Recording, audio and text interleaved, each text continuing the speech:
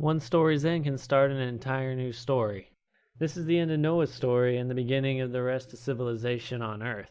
So I guess that would make this the beginning of the end of the beginning of the story. What, right?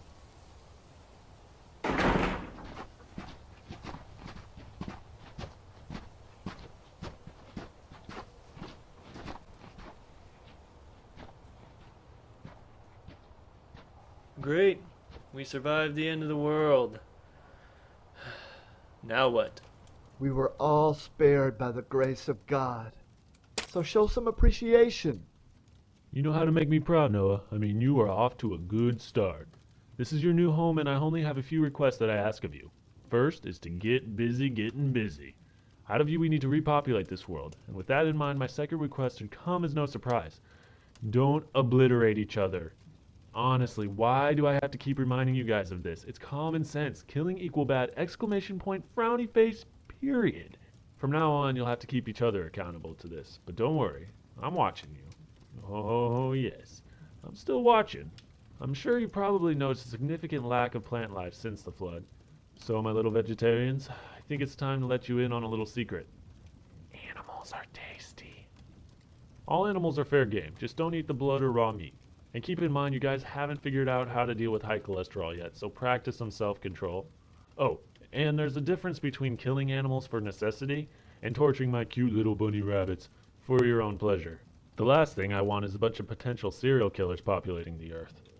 Your relationships with animals is obviously going to change now with that whole eating them thing, and whereas before you were able to rule over them by love, now you're going to have to rule over them by fear.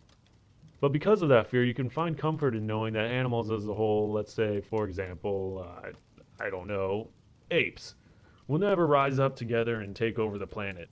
I mean, that just doesn't make any sense. As long as man lives in this fallen world, he will be subject to sin and will lapse back into that state of darkness. Whether you follow my request or not, I will make a promise to all living creatures. A covenant, if you will. As long as the earth endures, seed time and harvest, cold and heat, summer and winter, day and night will never cease. Next time you see an ominous cloud in the sky or feel rain on your head, be comforted by this bad boy. And remember, never again will I destroy the earth with a flood. It's not my style to repeat myself anyway. This is your new world. It's yours to enjoy and bring honor to your name. You are the fathers of mankind. It's important to keep that in mind in everything you do. Don't bring dishonor or shame to your name, or it'll affect an entire nation that rises from you. Now go off and enjoy yourself, you crazy kids. I'd like to propose a toast. Here's to surviving the flood and to grace.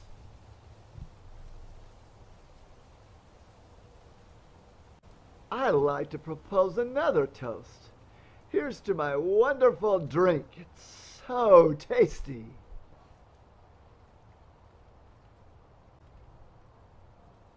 I propose a toast to my family, to my wife, and to Jeff Hashem, to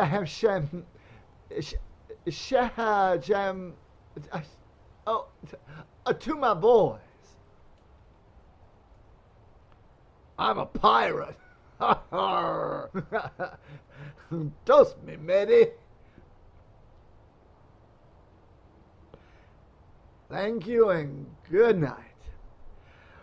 Oh boy, am I tired.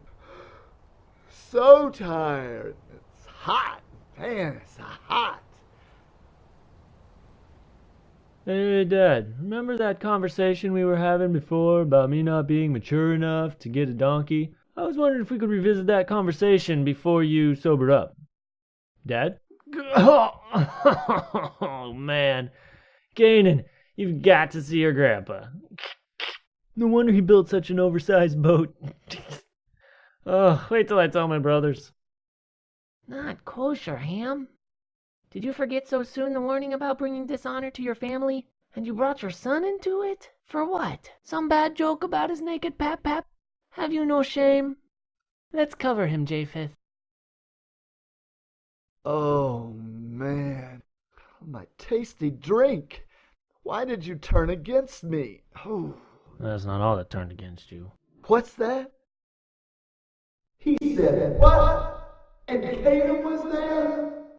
Curse your little Canaan, who you felt it was appropriate to share joy in my nakedness with. Were you trying to feel like a big man? Well, how about I curse his descendants to be the lowest of slaves, huh? And your brothers? Well, you'll need to be someone's slaves now, won't you? So Shem and Japheth will prosper and own you. You have dishonored my name, and now the same will be done to you. You don't want to mess with the most holy man on earth. I know what you're thinking. Poking fun at a pecker and enslaving an entire civilization aren't exactly on the same level. And to be honest, there are some disputes about what exactly took place in the tent. But in this scenario, just imagine the holiest human on earth, let's say Gandhi or Mother Teresa, and let's say someone sneaks into their house, snaps a picture of them while they aren't decent, and sells the photo to make a few extra bucks. And to top it off, let's say that person was a close family member. I'm pretty sure the photographer would be looked down on, viewed as shameless, and his integrity would be ruined, even by your current decaying standards. Now imagine how much worse it would be at the dawn of the new world, where your image and your decisions shape the entire civilization that comes from you. All I can say for sure is that Noah's curse had authority. Oh, and from that point on, his family never again dared mention the naked pirate incident. Which brings me to the end of Noah's story. A toast to the beginning.